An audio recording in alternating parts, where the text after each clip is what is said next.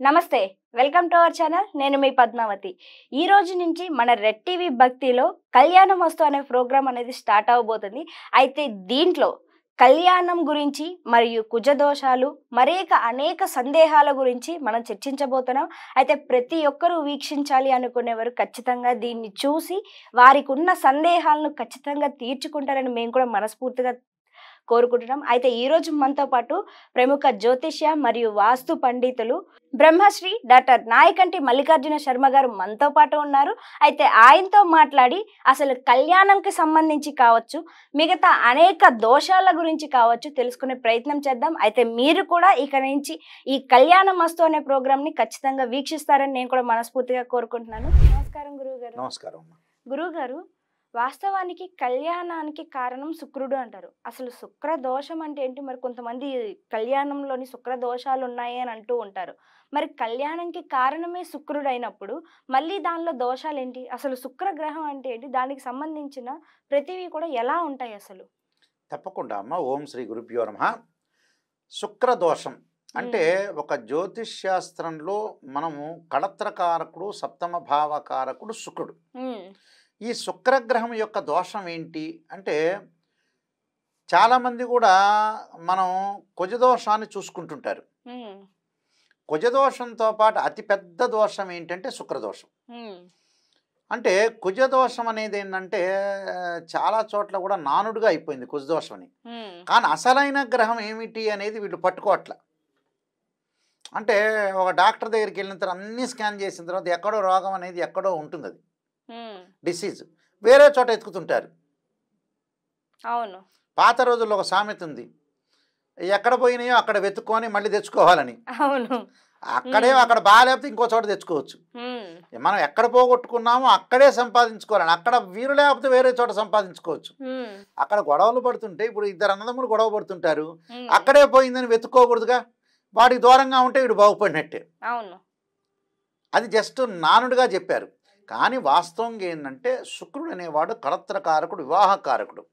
ఈ శుక్రుడు ఎట్టి పరిస్థితుల్లో కూడా మనకి బాగుంటేనే మంచి జరుగుతుంది, బాగలేకపోతే మంచి జరగదు. అంటే వివాహానికి వధూవరులలో శుక్రగ్రహ దోషం అనేది ఉండకూడదు. ఈ కళత్రకారకుడు, వివాహకారకుడు మ్యారిటల్ స్టేటస్ని రిప్రజెంటివ్ చేసే ప్లానెట్ వీనస్ ప్లానెట్.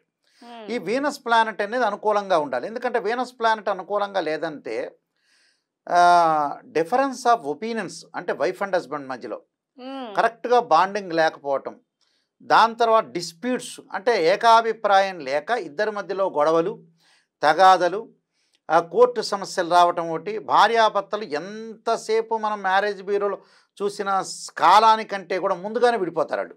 అవును, అంటే మ్యారేజ్ బ్యూరోలో మనం సంబంధాలు చూస్తున్న ఒక సంవత్సరం పాటు చూస్తుంటారు, పెళ్ళి అయిపోతుంది, సంవత్సరం తర్వాత పెళ్లి కుదురుతుంది, 3 నెలల్లోనే విడిపోతారు. అంటే అంత సమయం కూడా పట్టదు. అందువల్ల ఇక్కడ శుక్రగ్రహ దోషము అనేది ఉండకూడదు. అంటే శుక్రగ్రహ దోషం ఉంది అని అంటే జాతకంలో వాళ్ళకి ప్రాబ్లమ్స్ వచ్చే అవకాశం ఉంటుంది. మరి ఎలా చూడాలి దాన్ని అంటే ఒక జాతకంలో 6, 8, 12 స్థానాల్లో శుక్రదోషం అనేది ఉండకూడదు. 6వ స్థానంలో శుక్రుడు ఉండకూడదు, 8వ స్థానంలో శుక్రుడు ఉండకూడదు, 12వ స్థానంలో శుక్రుడు ఉండకూడదు. ఉంటే వధువుకు కానీ వరుడుకు కానీ ఉంటే దోషం కలుగుతుంది అని అర్థం. 6వ స్థానంలో శుక్రుడు ఉంటే ఏమవుతుందంటే భర్త శత్రువు అవుతాడని అర్థం, లేకపోతే భార్య శత్రువు అవుతుంది అని అర్థం. 6వ స్థానం ఎందుకంటే శత్రుస్థానం అని అర్థం. 6వ స్థానంలో శుక్రదోషం ఉండకూడదు. 8వ స్థానంలో శుక్రుడు ఉన్నాడు అనుకోండి, భార్యాభర్తల్లో ఇద్దరికి కూడా ఆరోగ్యపరంగా నష్టాలు జరుగుతాయని అర్థం. అంటే కొంత లైఫ్ స్పాన్ అనేది కొంత ప్రాబ్లం అవుతుంది అని అర్థం. అంటే ఒకవేళ శుక్రగ్రహం అనేది 8వ స్థానంలో భర్తకున్నా భార్యకున్నా కూడా భర్తకుంటే ఇక్కడ భార్య నష్టం అని, భార్యకుంటే భర్త నష్టం అని జరుగుతుంది. నష్టం అంటే ఏంటంటే ఆరోగ్యపరంగా ఇబ్బందులు కలిగే అవకాశాలు ఎక్కువ ఉంటాయి. అలానే 12వ స్థానంలో శుక్రుడు ఉన్నాడు అనుకోండి, దాంపత్య సుఖం ఉండదు, దంపతులు ఇద్దరు కూడా ఏకాభిప్రాయం ఉండదు, ప్రేమ అనేది ఉండదు. మన శుక్రకణాలు అంటారు చూసారా, అంటే ఇద్దరి మధ్యలో అటాచ్మెంట్ అనేది ఉండదు అని అర్థం. అంటే అటాచ్మెంట్ అంటే ఏంటంటే అండి, భగవంతుడి యొక్క సృష్టి క్రమంలో భగవంతుడు ఒక అమ్మాయిని అబ్బాయిని సృష్టించిన తర్వాత ఏమిటంటే ఇంటర్ కోర్స్లో పాల్గొనటానికి ఏంటంటే దానికి కారణం ఏమిటి అంటే నిజం చెప్పాలంటే సంతానం.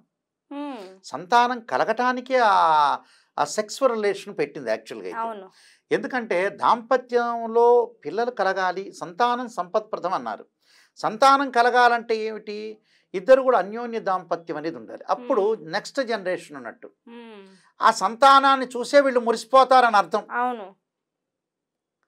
అర్థమైందా? అవును. చిన్న పిల్లలు దోగాడుతుంటుంటే తన వంశం అనేది ఒకటి నిలబడుతూ ఉంటే ఆ పిల్లల్ని చిన్న చిన్న పిల్లల్ని చూస్తుంటే అమ్మ వధువు కానీ వరుడు కానీ అంటే ఈ తండ్రి కానీ తల్లి కానీ చూస్తే జీవితం అనేది ధన్యమైపోయినట్టు. ఒక స్త్రీమూర్తికి సంతానం కలిగితే 100% ఆమెకి కంప్లీట్ ఉమెన్ అయినట్టు. అంటే ఒక ఒక స్త్రీమూర్తి మాతృమూర్తి కావటం గొప్ప వరం. చిన్నప్పుడు తల్లిదండ్రుల దగ్గర ఉంటుంది, తర్వాత భర్త యొక్క సపోర్ట్తో ఉంటారు, అవును. తర్వాత వచ్చేటప్పటికి ఆమె కాళ్ళ మీద ఆమె నిలబడుతుంది, మళ్ళీ సంతానం కలుగుతుంది, సంతానంలో మళ్ళీ పిల్లలు అండగా ఉంటారు. ఒక స్త్రీమూర్తికే కాదు, మళ్ళీ మనవాళ్ళు పాపం స్త్రీమూర్తి గురించి అనుకునేరు. మగవాడికైనా తండ్రి అండ ఉండాలి, కొడుకు అండ ఉండాలి, భార్య ఉండాలి, అందరూ కూడా అండదండలో ఉండాలి అక్కడ. అంటే ఇక్కడ ఏదైనా సరే ఇక్కడ శుక్రదోషం అనేది ఉండకూడదు. శుక్రదోషం ఉండటం వల్ల ఇద్దరి మధ్యలో ప్రేమ అనేది పుట్టదు. ఆ ప్రేమ అనేది ఏంటంటే డబ్బు పెట్టి కొనుక్కునే వస్తువు కాదుగా, అవినాభావ సంబంధం అనేది ఇద్దరికి ఉండాలి. అందువల్ల 12వ స్థానంలో శుక్రదోషం అనేది ఉండకూడదు.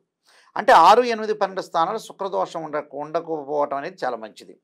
ఒకవేళ ఉంది గురువుగారంటే కొద్ది దోషం లాగానే ఇక్కడ 6, 8, 12 స్థానాల్లో శుక్రదోషం అబ్బాయికి ఉంటే అమ్మాయికి కూడా ఉంటే -++ అవుతుంది. ఓకే. కొద్ది దోషం లానే. అందువల్ల ఇక్కడ శుక్రదోషం ఉందా లేదా అనేది మనం చూసుకోవాలి. ఇక్కడ కొంతమందికి ఉంటుంది, కొంతమందికి లేరు. ఒకవేళ అబ్బాయికి ఉండి అమ్మాయికి లేదనుకుందాం కాసేపు, వీళ్ళు శుక్రదోషాన్ని పరిహారం చేసుకొని వివాహం చేసుకోవచ్చు. అంటే మిగతావన్నీ కలుస్తే, అంటే గ్రహమైత్రి, రాశి పొంతన, రజ్జు దోషాలు ఇవన్నీ కలుస్తే చేసుకోవచ్చు.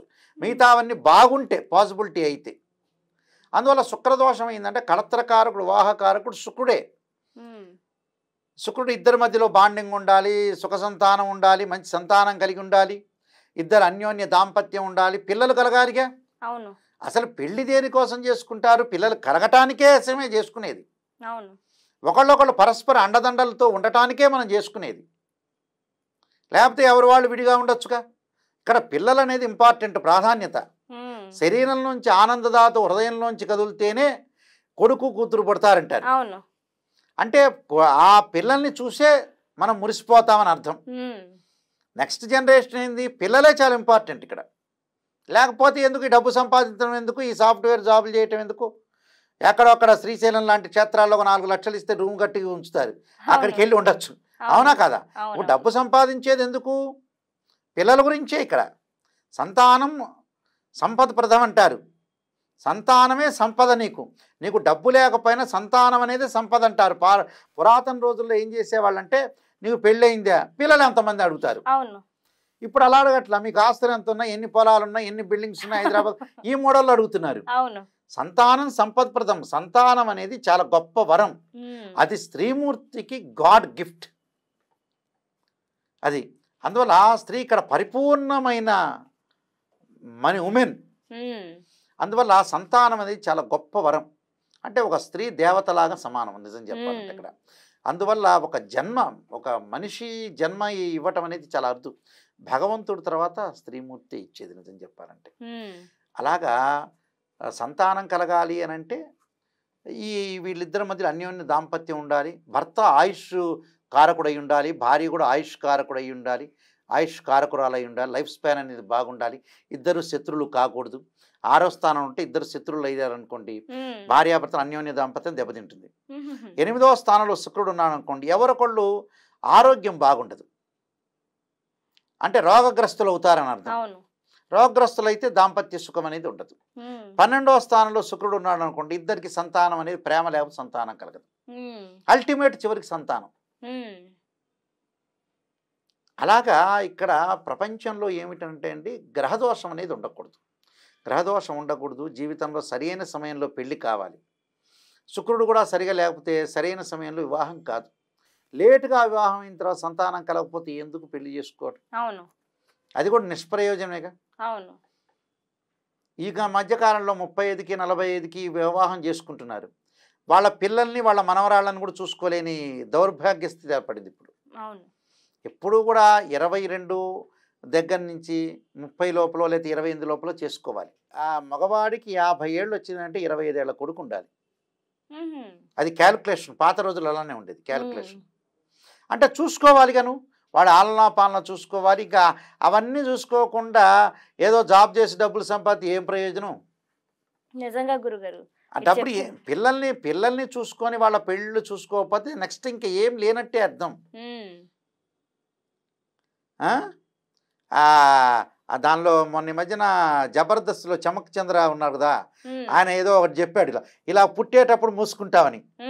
అంటే ఏదో సాధించాలి ఇది అక్షర సత్యం. ఎందుకంటే ప్రతి ఒక్కరు కూడా ఈ పద్ధతి అనేది పాటించడం వల్ల చక్కగా ఉంటారు జీవితంలో కూడా సుఖ సంతోషాలతోని. నిజంగా గురుగారు ఇంతటి చక్కటి అద్భుతమైన సమాచారాన్ని మా కోసం మరియు మన రెడ్ టీవీ భక్తి ప్రేక్షకుల కోసం అందించినందుకు ధన్యవాదాలు గురుగారు. నమస్కారం.